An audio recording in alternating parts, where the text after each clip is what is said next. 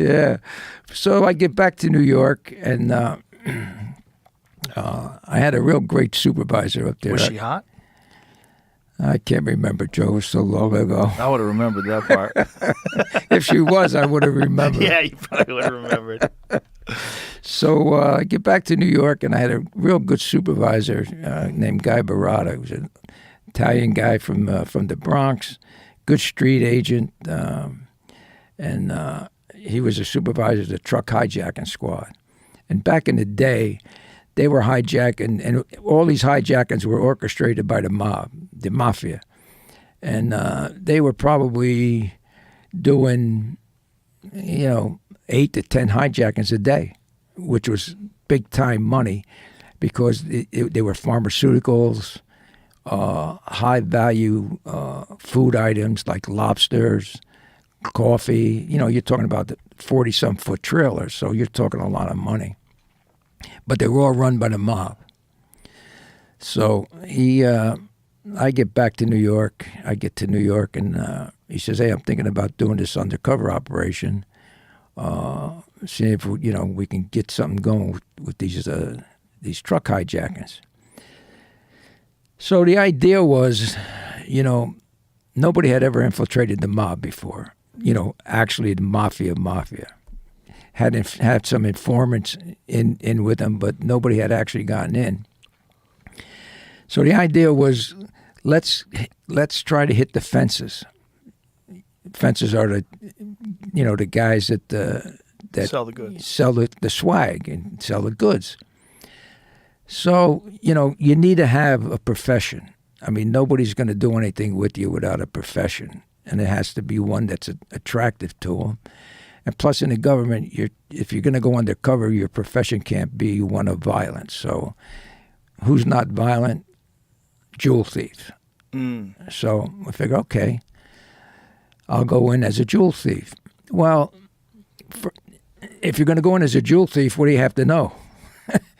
You got to know diamonds and precious gems, right? All right, so I went to school. I went to diamond school. Diamond and Precious Gem School. Oh, so you have to be able to identify. Oh, yeah, use a lens. Well, that's how you're gonna get caught, right? Right. Is if you get in a conversation, you don't know what the hell you're talking about. Right. How long is the school for? I went, I think, for a couple months until I got, where I was comfortable. Now, take it another step further. If you're a jewel thief, what else do you have to know? You got to know how to get in places. Right. So pick locks. I had to learn how to pick locks, right? What else you got to know? Crack safes. You got to know about safes. Yeah. You got to know about alarm systems. So I had my guys, when I say my guys, our guys, our tech guys, school me on lock picking, different types of safes, and alarm systems. So all that took a few months before I felt comfortable, And then I went out, and on this operation, we didn't do anything with contacts. In other words, everything I did under Donnie Brasco. I rented an apartment. I bought a car, utilities, phones, everything. Everything as a citizen, in quotes, Donnie Brasco. They get you a Social Security number and the whole deal? Social Security, everything. But, I don't want to get into how they do that, but, nothing could be, at that time, they couldn't uncover anything. So once I got my apartment, I bought a car, I had all that set up. And again, you have to know the Mafia. You have to know New York City. You don't just walk into a place, and say, hey, I'm a jewel thief. Right. Doesn't work that way. You gotta get seen. You gotta be around. So I moved out of my residence. Of course, my family wasn't in New York anyway, but I had to move into my apartment. And we had certain bars and restaurants that we knew these fences and wise guys hung out in. And the idea was just go in, get my face seen, and hopefully get into conversation with somebody. How do you go and get your face seen? You just show up by yourself? Just show up. Is that suspicious, though? A guy shows up by himself, not from the neighborhood? No, well, that's the thing. And see, because I couldn't say, hey, I'm from Brooklyn, I'm Right. from Manhattan, I'm from the Bronx, because these guys have the contacts everywhere. Right. So it was up to me if I got into conversation with anybody. My story was, and then again, you have to know your enemy, okay? And the enemy was the Mafia. So you have to know about the Mafia. You have to know if you do get into conversation with these guys and they're trying to check you out, what's your backstory, where you're from. My background was I was an orphan, okay? And I moved between Florida and California. Why an orphan? Because then I wouldn't have to produce a mother and a father. Because again, if I was lucky enough to get in, they'd say, well, where are your parents at? Right. I couldn't have any siblings that I knew of. Right. I couldn't have been married. So I couldn't have an ex-wife or anything because I would have had to produce somebody. Right. So my backstory was I was an orphan.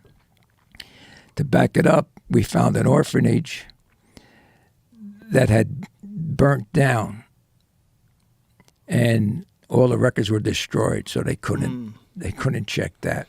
I mean, these are all things that if you're going to send somebody into an undercover operation that is deep cover, and remember, I had no informant bringing me in. It had to be a cold entree. So I hung around maybe 5-6 months. That's all I did. And that's another thing, too. It's a 7-day-a-week job. Because if they see you Monday to Friday, and then they don't see you Saturday and Sunday, where the hell are you Saturday and Sunday? Right. So it's 7 days a week. It was 7 days a week. Did you have a family at the time? I did, yeah. But Wow. they lived across country at the time. That had to be crazy difficult for them. Very difficult. It was, yeah. So you just kind of just hang around restaurants, bars? Yeah, and my only conversation with anybody is what I'll have to drink and what I'll have to eat. And I'm not a drinker. I never was a drinker. So, and, you know, for young undercovers, you don't have to be a drinker and you don't have to do shit that, you know, that you think gangsters do.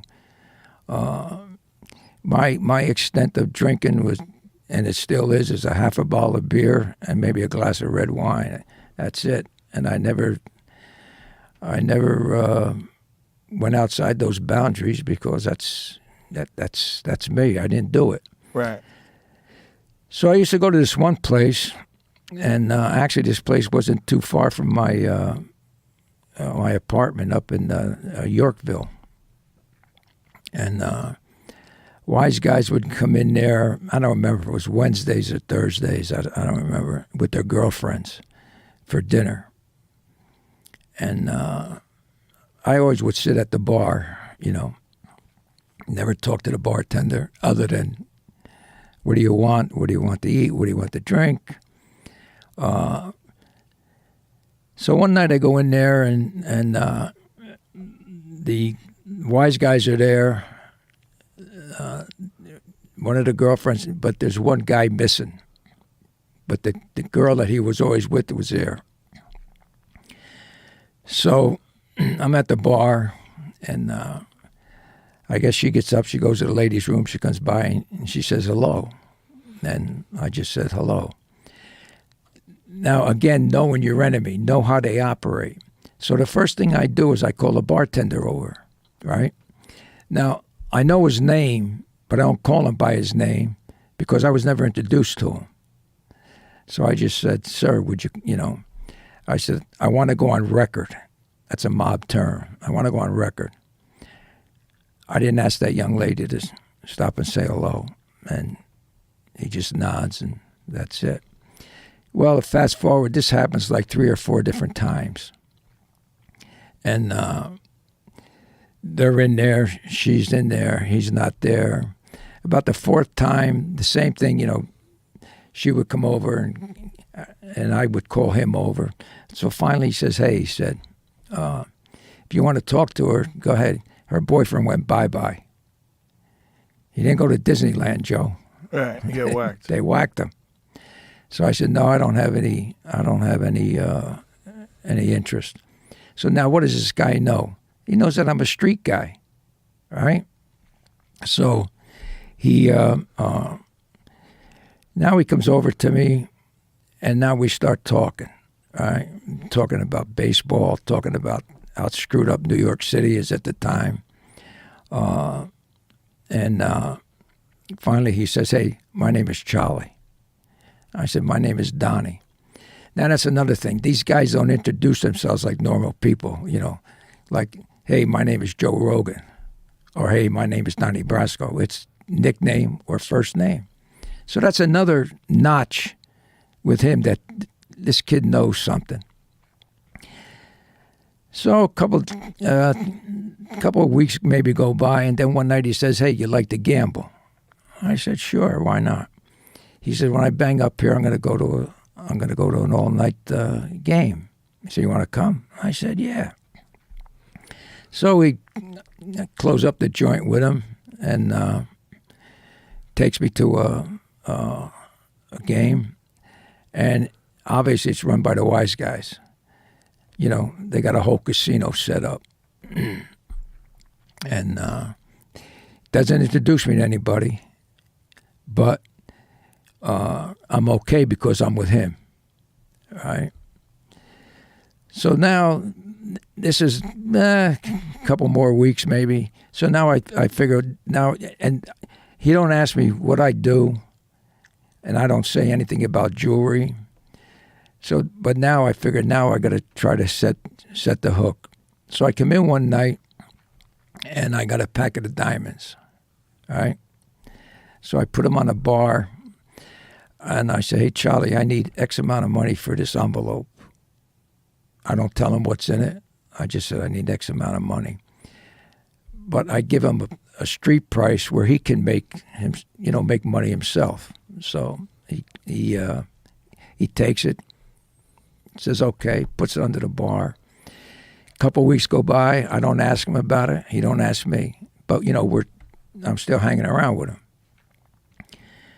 He comes in one night, puts an envelope on a bar, and he said, Donnie, somebody left this for you. I said, okay. I put it in my sport coat pocket. Get back to my apartment, and there's the money in it, right? So now what does he know? He knows I'm a thief because I'm giving him diamonds. I'm not asking him at prices for Tiffany prices, right? Now we get to the game, and he introduces me as Don the Jeweler. So he introduces me to this Colombo guy. The guy's name was Jilly. So Jilly said, hey, Don, where you from? I said, well, I hung around some in Florida, hung around, California. I said, I just move around a lot.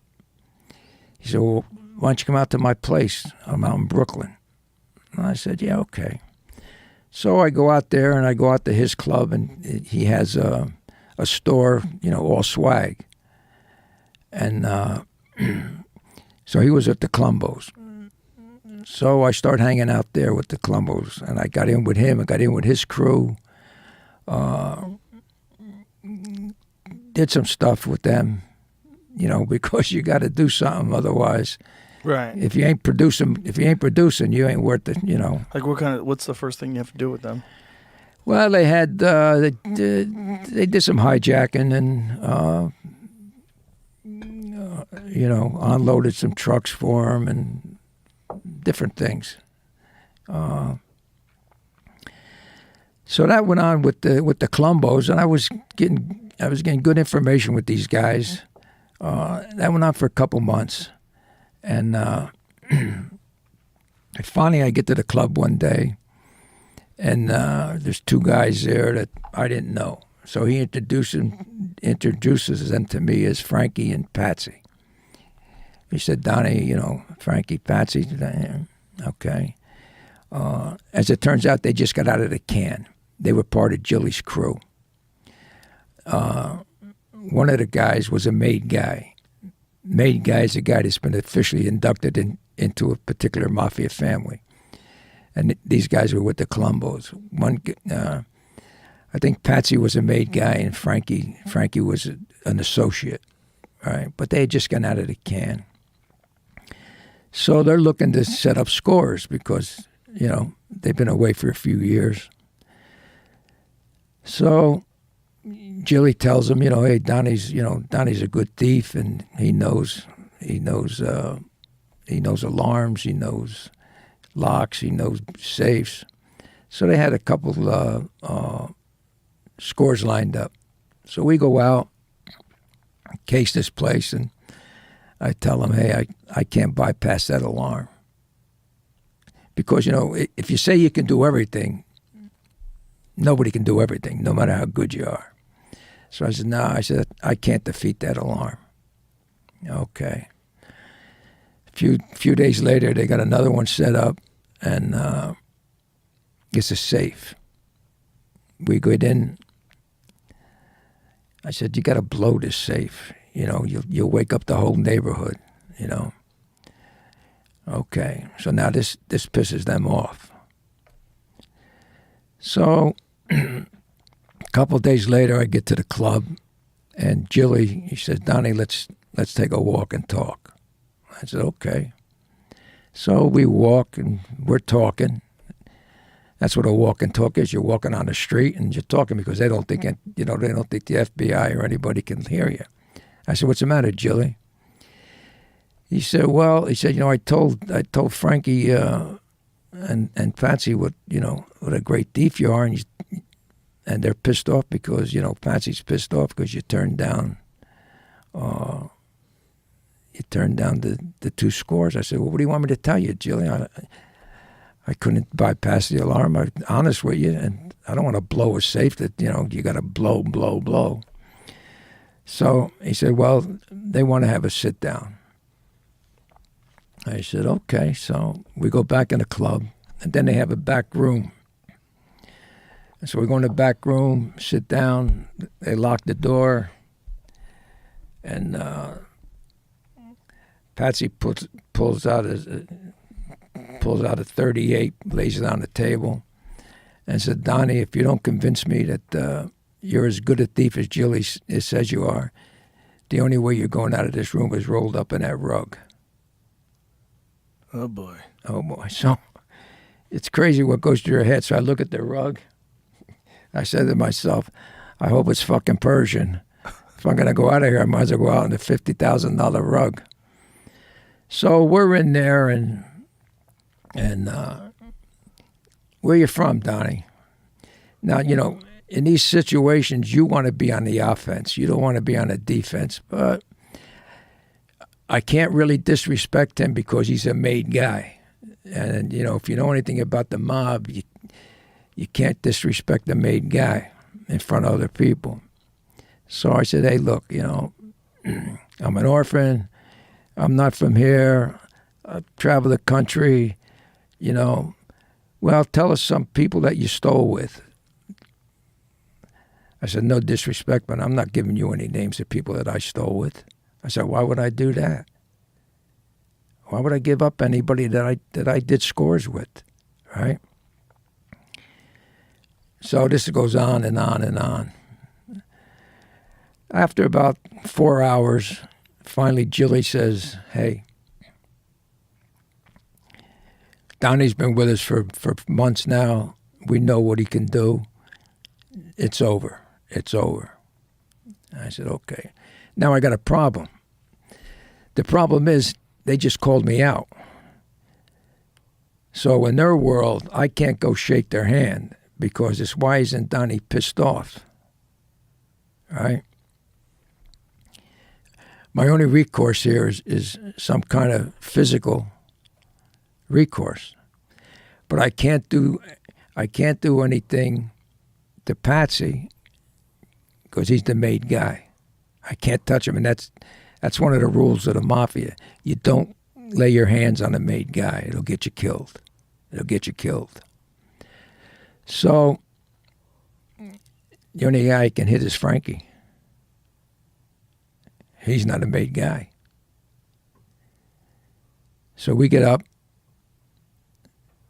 start to walk out, and I cold cock Frankie. Oh, Jesus. But that's the only thing that's going to save me, because otherwise it's, why isn't Donnie pissed off? Right. So now Was Frankie questioning you too? Yeah, oh yeah. But he's not a made guy. Right. So he's fair game. Boy. So I hit him. He goes down. Now Patsy's jumping on me, and he's punching the hell out, but I can't. Can't hit him back. I can't hit him back. I can just protect myself. But I figure, well, you hit me once. I hit Frankie twice. So it went on. So then finally they broke it up. But now I know I can't stay around here.